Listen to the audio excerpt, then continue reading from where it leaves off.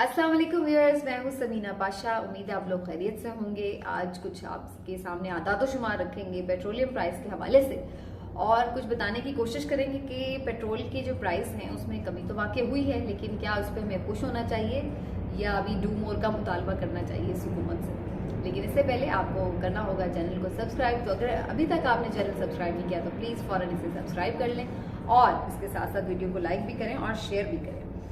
अच्छा जी, सूरत हाल ये कि बहुत मुबारक हो आपको।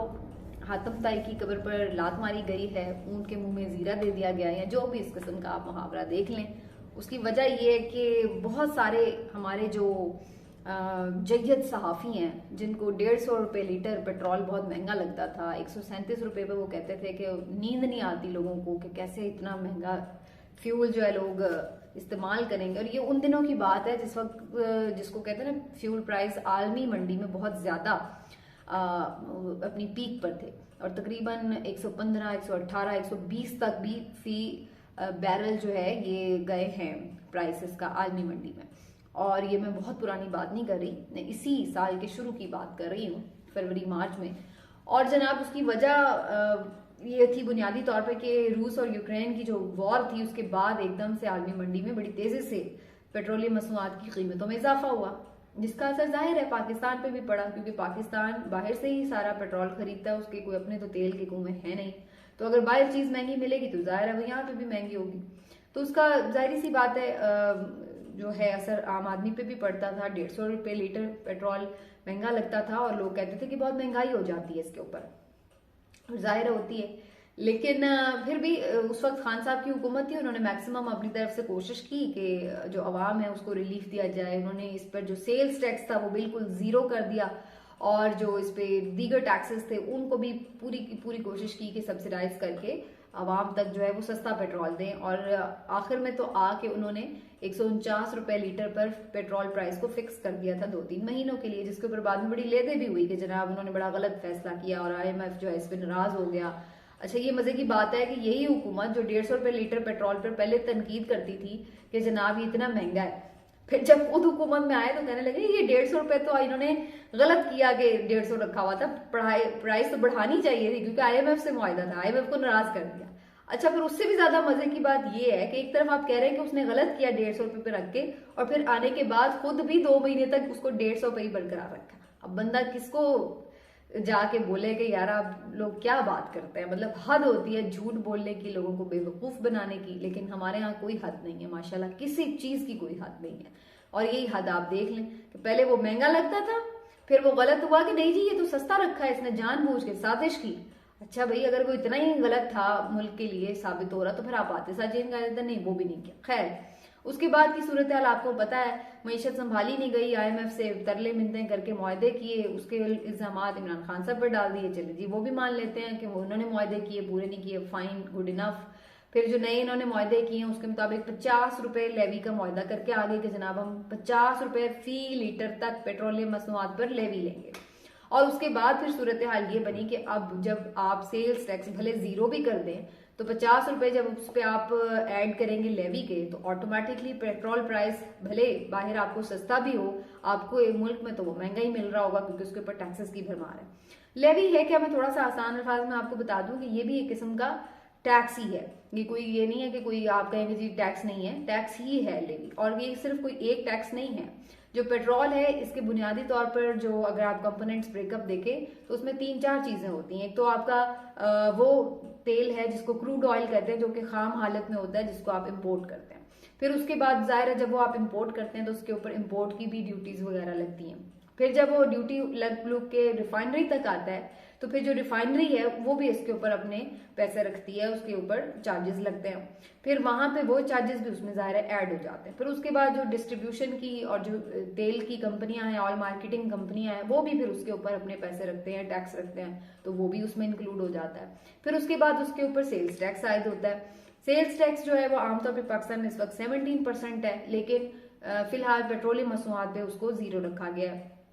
और उसके बाद फिर उस पर होता है आयद पेट्रोलियम लेवी, जो कि IMF के मुआहदे के मुताबिक 50 रुपए फी लीटर के ऊपर होनी है। तो इतने सारे जब टैक्सेस उसमें आयद हो जाते हैं तो फिर उसका जो नेट रिजल्ट है वो यही है कि आपकी जेब खाली हो जाती है और गाड़ी की टैंकी जो है वो फुल नहीं आप करवा पाते। वजह यही है, पेट्रोल की टैंकी भी नहीं इवन फुल करवा पाते, क्योंकि वजह यही कि इतने सारे टैक्सेस की भरमार में वो जो है महंगा हो जाता है। लेकिन सवाल यहाँ पर ये नहीं है कि ये टैक्सेस सही है या नहीं सही। जाहिर है हम एक पेट्रोल दरामद करने वाला मुल्क हैं, तो ऑफ कोर्स हम लोगों के लिए ये मुश्किल है कि जब बाहर प्राइस बढ़ती है तो हमें प्राइस बढ़ानी पड़ती है। इस चीज को हमें अंडरस्टैंड करना होगा। लेकिन ये क्या अचंभे की बात है कि बाहर जब 120 रुपए पेट्रोल मिल रहा था, पाकिस्तान में 150 था, लेकिन इस वक्त बाहर आपको पता है आलमी मंडी में पेट्रोल की कीमत कितनी है? तकरीबन 77 रुपए फी बैरल। अगर 77 रुपए यानी $77 फी बैरल। अब अगर आप सोचिए कि 77 पे हमें वो इस वक्त 10 रुपए की कमी करके और हमारे ऊपर इतना एहसान जतला रहे हैं कि जनाब हमने 10 रुपए की जबरदस्त कमी कर दी। ठीक है जी, 10 रुपए की भी कमी अल्लाह का शुक्र है वैसे तो इस माहौल में जिस वक्त हमें रुपए की कमी भी बड़ी है। लेकिन अगर इसको हम फैक्ट्स के साथ चेक करें तो आप देखिए कि आलमी मंडी में रूस यूक्रेन वॉर के बाद से जो अगर पेट्रोलियम प्राइस है वो तकरीबन आपके कम हुए हैं कितने परसेंट? 66%। और 34% ये कम हुए हैं। और पाकिस्तान में इसका उल्टा असर हो रहा है, पाकिस्तान में उल्टा इंक्रीज हुए हैं। और कितने हुए हैं? 66% इंक्रीज हुए हैं। और अब कहीं जाकर 4% जो है उसको कम किया गया है सिर्फ। तो आप अंदाजा लगा लेंगे 60%, तो अभी भी वो प्राइस आलमी मंडी के हिसाब से ज्यादा है। और उसकी बुनियादी वजह यही है कि हमने उसके ऊपर लेवी देनी है। अच्छा, अब एक और मजे की बात बताऊं, हुकूमत बड़ा आपके ऊपर एहसान जतलाती है कि जनाब हमने जो टैक्स है, देखें हम तो सिर्फ लेवी जो IMF का हमारा मसला है उसकी वजह से हमें देनी पड़ी है, वरना सेल्स टैक्स तो हमने अभी भी जीरो किया हुआ ताकि आवाम को जो है वो रिलीफ मिले। तो उसकी भी इंटरेस्टिंग रीजन ये है कि जो सेल्स टैक्स इकट्ठा होता है वो जो विफाक है उसको सूबों में डिस्ट्रीब्यूट करना होता है। समझ रहे हैं आप? यानी वो NFC अवार्ड की वजह से उसका जो हिस्सा है वो तो सूबों में भी जाएगा, लेकिन जो लेवी है वो सारी की सारी विफाक को ही मिलती है। तो उन्होंने चक्कर क्या लगाया हुआ है कि सेल्स टैक्स जीरो रखो, क्योंकि उसका फायदा तो विफाक को उतना नहीं है, वो तो सूबों में भी बांटना पड़ेगा।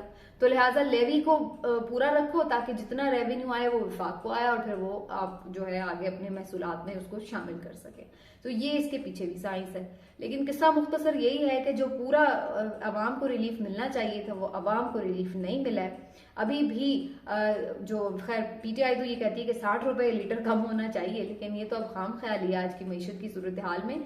लेकिन मजे की बात यह है कि 10 रुपए कम होने के बाद भी अभी भी पेट्रोल प्राइस इतने ज्यादा हैं, लेकिन इसके बावजूद मरियम नवाज साहिबा तालियां बजाएंगी। जैसे पिछली दफा उन्होंने ट्वीट किया था इसहाक डार साहब को, वेरी गुड, वेल डन, आपने जो है वो बड़ा जबरदस्त काम किया।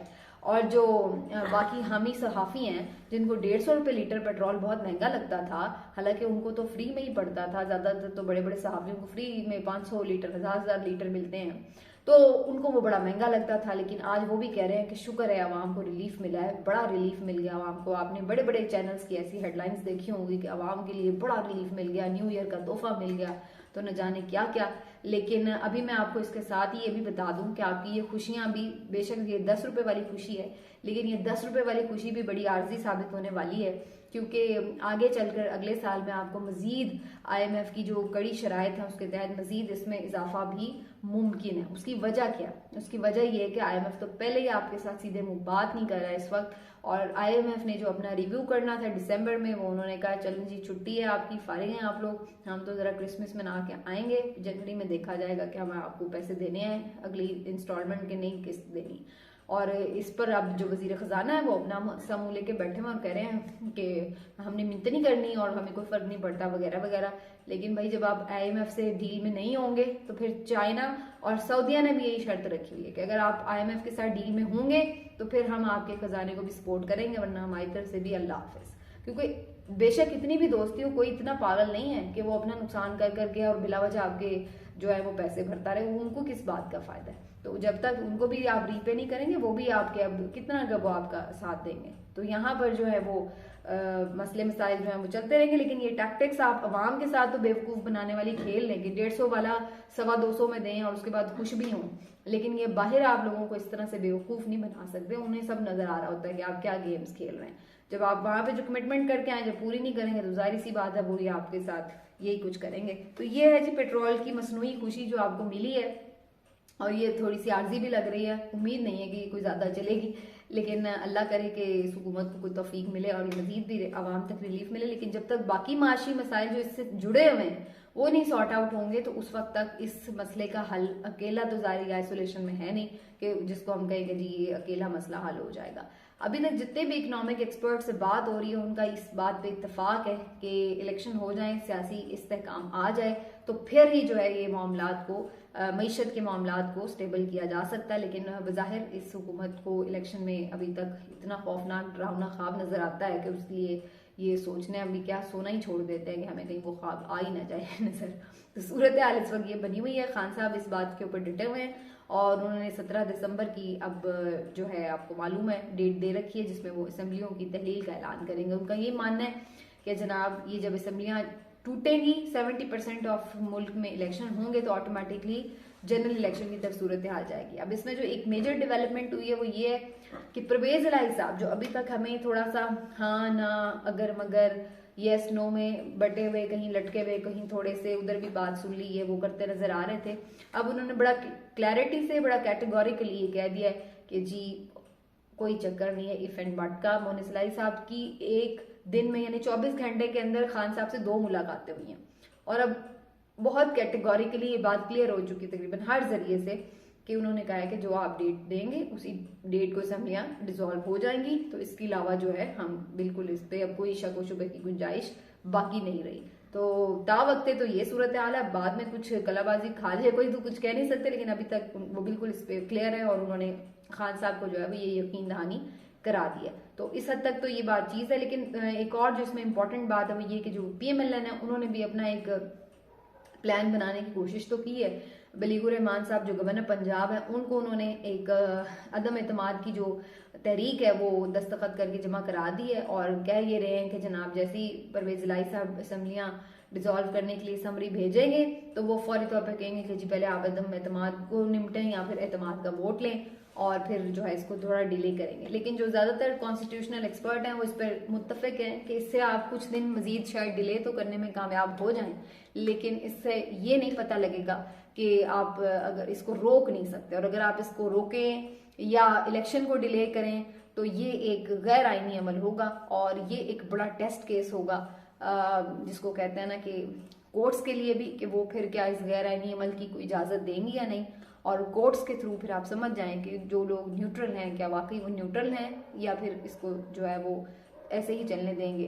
तो ये अब जो है काफ़ी चीज़ें उससे डिटर्मिन हो जाएंगी कि जो एक न्यूट्रलिटी की बात तो है क्या उस पर अमल भी हो रहा है या नहीं। आज के व्लॉग से इतना ही, फिर मिलेंगे, अपना ख्याल रखिए, अल्लाह हाफिज़।